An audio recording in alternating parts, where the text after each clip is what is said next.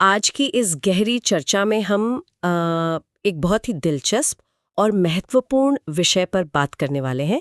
एक ऐसा टॉपिक जो परीक्षाओं में तो बार बार आता ही है। हाँ, बिल्कुल। पर असल में मानव जीवन को समझने के लिए भी बेहद जरूरी है। आज हम वृद्धि और विकास, यानी आसान भाषा में कहें तो ग्रोथ वर्सेस डेवलपमेंट, इसका पूरा विश्लेषण करेंगे। सही कहा आपने। अक्सर हम इन दोनों शब्दों को एक ही समझ लेते हैं। रोजमर्रा की बातचीत में हम इन्हें एक दूसरे की जगह इस्तेमाल कर लेते हैं। बिल्कुल। पर अगर वैज्ञानिक और मनोवैज्ञानिक दृष्टि से देखा जाए तो इनमें जमीन आसमान का अंतर है। आज हमारा लक्ष्य यही है कि शारीरिक आकार और संपूर्ण व्यक्तित्व के बीच के इस बारीक अंतर को एकदम आसान भाषा में डिकोड करें। तो चलिए इसे थोड़ा विस्तार से समझते हैं। जो हमारे पास सोर्सेज हैं, जैसे कि वो 1 पेज सुपरफास्ट रिवीजन चार्ट और जो माइंड मैप्स हमने देखे हैं, क्या कोई ऐसा एग्जाम ट्रिक या एक लाइन का फॉर्मूला है जिससे इस पूरे कॉन्सेप्ट को हमेशा के लिए याद रखा जा सके? हाँ, इसका एक बहुत ही सीधा 1 लाइन डिफरेंस है। अगर आपको एक लाइन में याद रखना हो तो ग्रोथ का सीधा सा मतलब है शरीर के आकार यानी बॉडी के साइज का बढ़ना। मतलब जो हमें बाहर से दिखता है। बिल्कुल, जैसे आप इंच टेप से नाप सकते हैं। जबकि डेवलपमेंट का अर्थ है इंसान का ओवरऑल सुधार। अच्छा।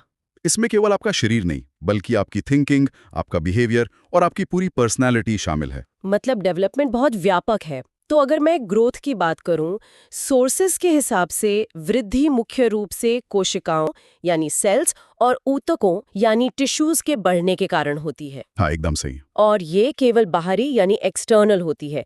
साथ ही ये मात्रात्मक है, क्वांटिटेटिव। बिल्कुल, और इसीलिए इसे मापना बहुत आसान है, जैसे किसी की हाइट या वेट नापना। तो अगर मैं इसे आज की तकनीक के नजरिए से देखूं, मान लीजिए मेरे पास एक स्मार्टफोन है। अगर कंपनी उसका हार्डवेयर बड़ा कर दे, स्क्रीन 6 इंच से 7 इंच कर दे, बैटरी भारी कर दे, तो फोन का साइज और वजन बढ़ गया।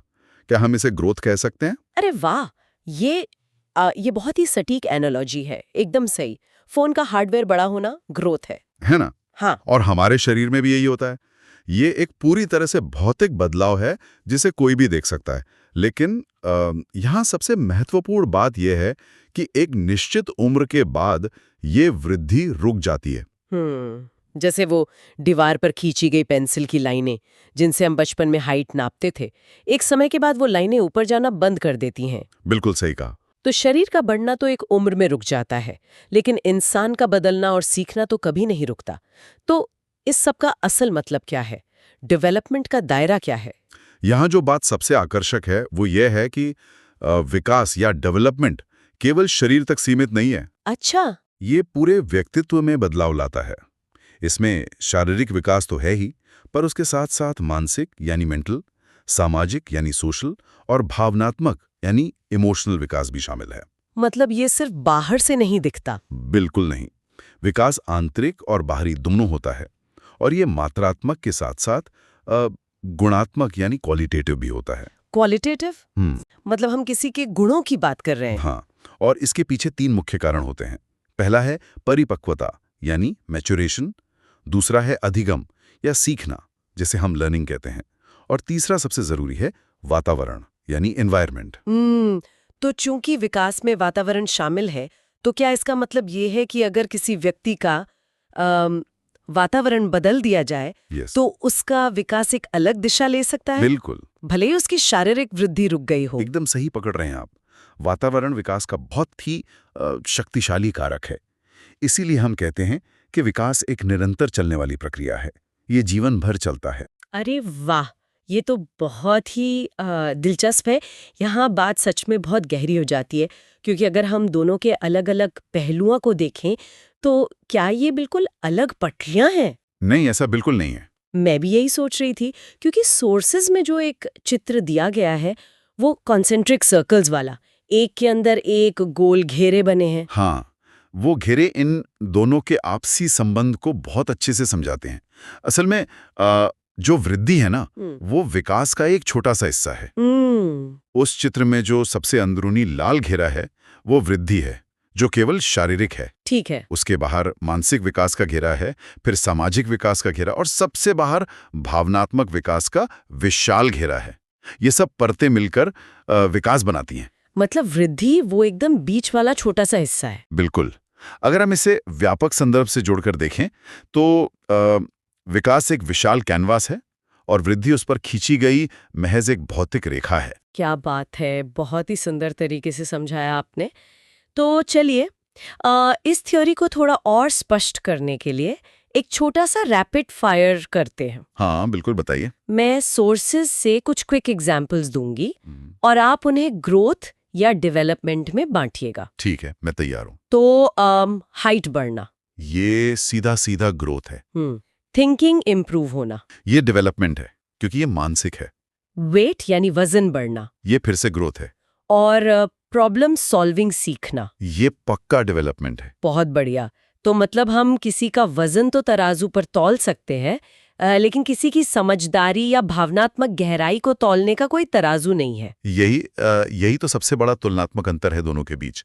वृद्धि सीमित है केवल बॉडी पार्ट्स तक और सीधे मापी जा सकती है, जबकि विकास व्यापक है, पूरी पर्सनालिटी को कवर करता है और इसे सीधे मापना बहुत कठिन है। आप सिर्फ व्यवहार देख के इसका अंदाजा लगा सकते हैं। सही बात है।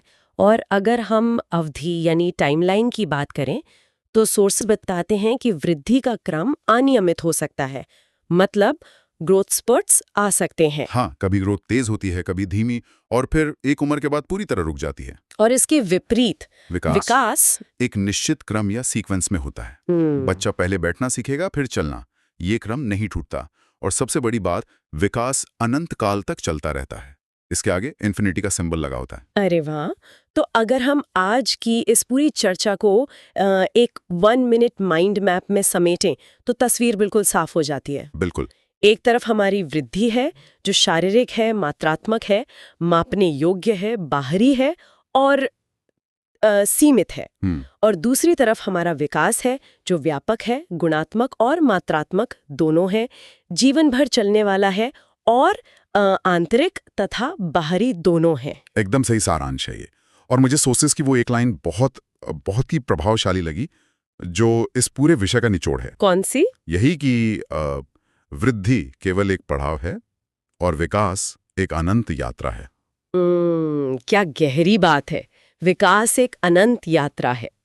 तो आज हमने ये तो जान लिया कि विकास जीवन भर चलता है और हमारे वातावरण और सीखने पर निर्भर करता है। जी बिल्कुल। तो इसी के साथ मैं श्रोताओं के लिए एक बहुत ही गहरा सवाल छोड़ना चाहती हूँ। बताइए। चूंकि हमारी शारीरिक वृद्धि तो एक समय के बाद रुक जाती है, तो सोचने वाली बात यह है कि क्या एक वयस्क के रूप में हम अपने आसपास के वातावरण और अपनी सीखने की आदतों को सचेत रूप से बदलकर अपने खुद के मानसिक और भावनात्मक विकास की दिशा को किसी भी उम्र में पूरी तरह से नया आकार दे सकते हैं? ये तो बहुत ही विचारोत्तेजक प्रश्न है ना? क्या हमारे विकास की डोर हमेशा हमारे ही हाथों में होती है? क्या हम बुढ़ापे तक खुद को एक बेहतर इंसान के रूप में डेवलप कर सकते हैं? ये सच में सोचने पे मजबूर करता है। बिल्कुल, आप सब भी इस पे जरूर विचार कीजिएगा।